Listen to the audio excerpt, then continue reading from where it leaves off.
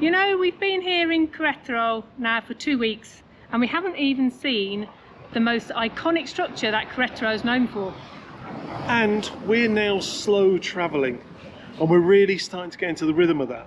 So we're going to take you to that iconic structure today and also share with you what we've learned and how we've changed, I guess, in the time we've been here in Mexico. So welcome to this episode of To Go Rogue. We're an early retired couple that sold everything we own to travel the world for the next 10 years, tracking our budget every step of the way. We're nearly at that first iconic spot that we spoke about. It's just 100 yards or so behind us in what looks like a lovely little walkway up to it, and you'll see that soon enough. But we wanted to talk about the first thing that struck us since being here in Mexico, and that is language. We're not in Spain now. In Spain, they're used to having the English coming to visit, and as such they speak perfect English. But what have we found here, Sarah? I'm finding it very charming that the Spanish is spoken here and we're having to learn quite fast, or as much as we can we're trying to communicate in Spanish. So if you are coming to Mexico, don't think that you're going to Torremolinos and everyone there speaks English. They don't. No. And you have to work hard at it, and we're working really hard to learn Spanish while we're here. We want to be able to communicate and talk to people, and actually that's quite a nice thing, because when we do see someone who speaks English, I'm trying to ask them, how do I say this and how do I say that? So it's quite useful. I'm just trying to learn and the right pronunciation. Any Mexican that speaks English, we're using as an opportunity to just squeak a little bit more out. As they are with us, actually. They're saying, how do you say that in English? They're trying to learn from us, which is lovely. Funny thing, actually, there's our favourite coffee shop, Casa Rica. In there they sell Americano coffee. So they said to me, so what would you call Americano in English? So yeah, we call it Americano, and I think we've been there a few times, and I think he still doesn't call think it American coffee. Yeah, they think I'm not understanding the question. Turns out Americano coffee is Americano coffee wherever you are in the world. Anyway, we're wittering on. Let's go and see this iconic spot behind us, the Aqueduct of Queretaro. And this point is called Mirador des Arcos, something like that. I'll put it on the bottom of the screen and you'll see. You know, I said a moment ago I don't speak very good Spanish. You'll see just what I mean. This was built in the 1700s and was put in place to bring clean water down from the mountains around Queretaro into the city, and was fed out from the aqueduct into the various fountains that are around the city. The aqueduct has been recognised by many agencies around the world involved in architecture and engineering as one of the key pieces of engineering from the 1700s. And to see that it's here in Queretaro, it's been said that this is what puts Queretaro on the international map of architecture. And it is pretty beautiful. What we're going to do in a moment from this point is we can walk around and hopefully get underneath the arches. So let's go there now and see what we can find. No matter where we stray, underneath the arches, we dream our dreams away. Underneath the arches, we dream our dreams away. Underneath the arches, don't call all stones we lay. I am having nothing to do with that whatsoever. We're not proud of it, but behind us is an Irish bar. That's not something we normally do, I have to say. We've been in there for a couple of hours because we've been on a reconnaissance mission, because England are playing in the quarterfinals of the Euros tomorrow. We wanted to check whether we could see the game. So we've just watched Italy beat Belgium. Very disappointing game if you ask me. But Sarah, what's the next thing we wanted to say about what surprised us with Queretaro? Well, talking of bars, what we're really surprised at is the amount of places that you can actually eat and drink. It's just so many of them, isn't there? Every corner you turn in Queretaro, there is another bar, another restaurant, another cafe.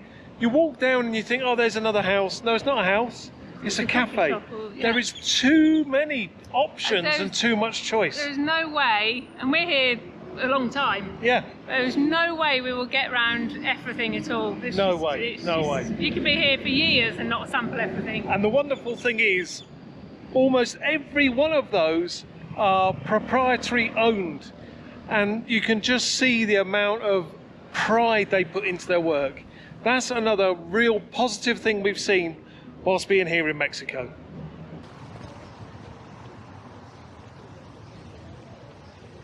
Carrying on from all the bars and restaurants is cost of living. We're really surprised at how affordable this city is. We're obviously trying to stick to our budget. We've set ourselves quite a tight budget from what we think, and we're not skimping, but we are completely staying within budget. Sarah's a really good SFO. She's our Chief Financial Officer. SFO. CFO. So she's our Senior Chief Financial. You've just been promoted. Well, senior to me sounds old. No, she's quite senior. And she's trying to keep me in check every step of the way. I am. And we've got our budget for Queretaro, and we had a budget in Mexico City. And I'll be lying if I said to you we're finding it really tricky to stay within budget. We're going to supermarkets, we're buying food, and then we're realising it's equally as cheap to eat out. Definitely. And we're doing that a lot of the time. So you raise a really good point. This is cost-effective travel. It is not what I expected. I was really worried. I wouldn't say I was worried, I was concerned that we'd be spending time counting our coins and going, can we do this? Can we do that? But we know we have a bad day, and following day, we just bring it back in. So you're absolutely right. The cost of living, extremely affordable here in Mexico.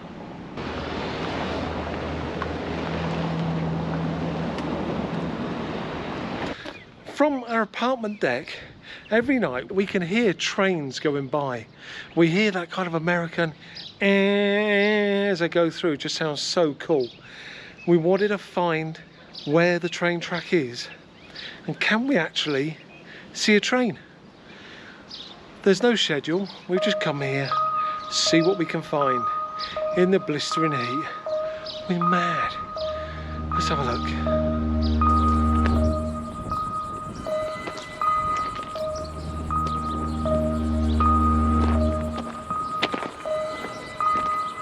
So I found the track.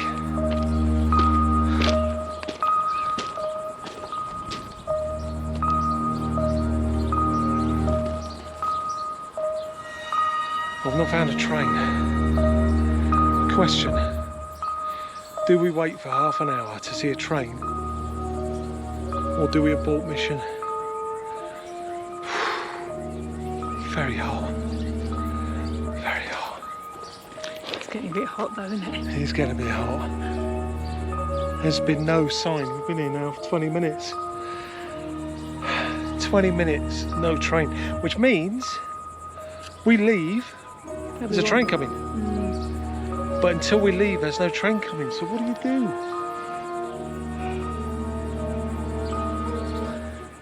If there was a stray cat, I'd be happy because I could play with the cat. Yeah, there's no sign. There's no cat here.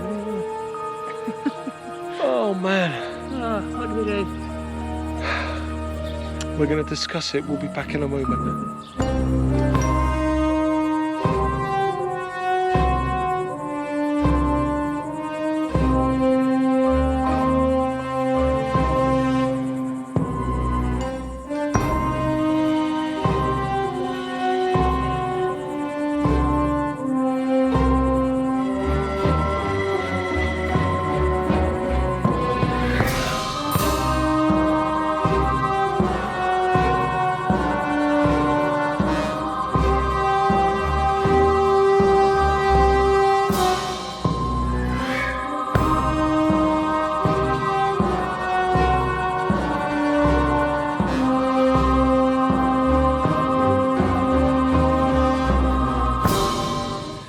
Basically, it's too hot.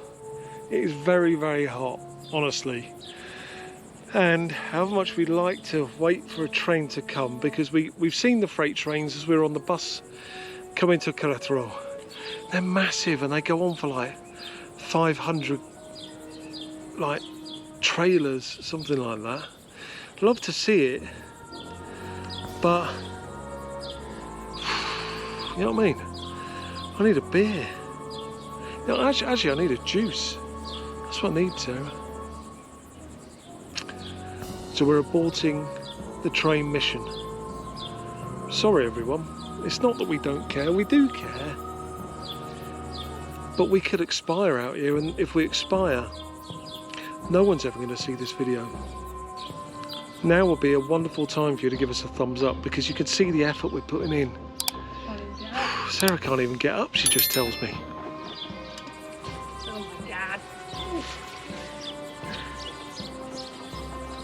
She did it. So give us a thumbs up. Write something nice in the comments. As they say in Mexico,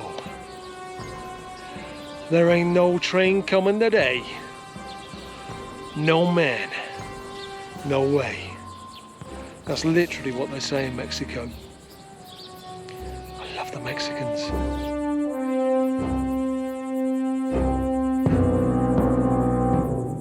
This really is a connected world. While we're here, we're using WhatsApp and Facebook Messenger. It's as if we're still at home.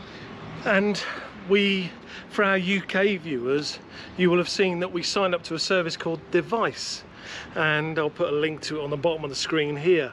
That's enabled us to take with us our UK phone number for telephone calls and for SMS. So what we've done is, while we've been in Mexico, we've signed up to Telcel to get our SIMs from there. We've just gone through the process of renewing that for the second month. Working out really well. So we've got a Mexican phone number for when we need that in Mexico, and we've got our UK phone number that we've taken with us from, so we've effectively ported it across, because we've used that on Device, and it means that every day, without fail, Sarah and I are talking to our parents, and that's been pretty valuable. Very. Certainly for me. You will have seen on a previous video, my mum had a bit of a health scare, and my father has gone through something of a bit of a trial recently as well with regard to his heart. So being able to maintain contact there has been absolutely critical. And your mum, how has she found it, do you think? She's really looked forward to the calls every day, and we're on for a good 35-40 minutes, and it's I mean, that's how I was at home, to be honest. So they can't half talk, those two. Even when there's nothing to talk about, we still have a good chat. So she's enjoying that. It keeps her company, and she loves to hear what we're up to here. So it's been really valuable to me, that has. Yeah, me and my parents are a little bit more to the point. What are the points we've got to cover before closing out? My dad went in hospital for a procedure the other day, and we used WhatsApp. So a big thank you to my sister for getting my mum onto WhatsApp with her so that we could have a video conversation. So that's the big point, isn't it? This is a really connected world, and it's making life so much easier in Mexico. Even easier than these trees that we're having a fight with all the way back wasn't the best pavement to our apartment. But we did it. Sarah, what about the people? What about the Mexican people? They are lovely. Just so courteous when we're waiting to cross the road. They'll stop and let you cross the road. Very helpful. I think we referred to earlier with the language. We've never been made to feel really stupid English or anything like that. They're just lovely people, always happy, always saying buenas tardes and buenos dias, depending on time of day, Sarah. Buenas noches. Don't have to tell you this stuff. No, I know. Sarah raised the point. When you're crossing the road in the UK, you've got to take your life in your own hands. Here, you go to step out, they'll just stop and wave you through. And every time you think, oh, you people are so nice. And they're also very patient. We've just been to a bar. I was complicated to deal with in that bar. I ordered something that took quite a lot of effort. She needed to use my phone to use Google Translate. She delivered the food. Wasn't food I could eat. Don't want to go into details. I couldn't eat it. Slopped it with Sarah. She looked at our plate. She looked confused. She didn't cause a scene. No, she was like, he's a strange Brit, that one. And let it happen. So absolutely right. Mexican people are absolutely fantastic. We're loving being around them. Very happy, and it makes us feel happy. Yeah, we're loving being surrounded by them.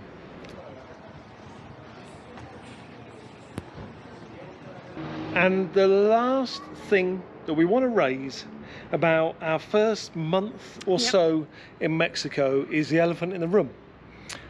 That is safety and security. Coming from the UK, most Brits, and we've done this ourselves before, that travel to Mexico are going to Cancun and to the touristic areas. We're in the center of Mexico in a city called Queretaro. We haven't met another Brit since being here, and I don't think, other than a guy that runs a bar, we've not met another American either. All we've met are Mexicans.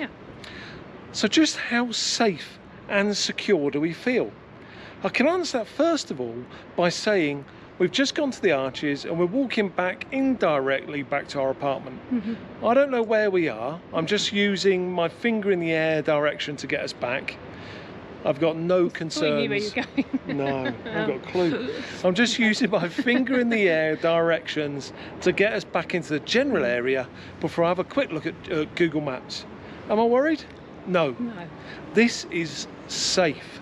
So you may watch Narcos on Netflix and whatever else you want to watch, and the news and the propaganda, but what we've found so far in Mexico, it's safe. What have you found from a female perspective? Very safe.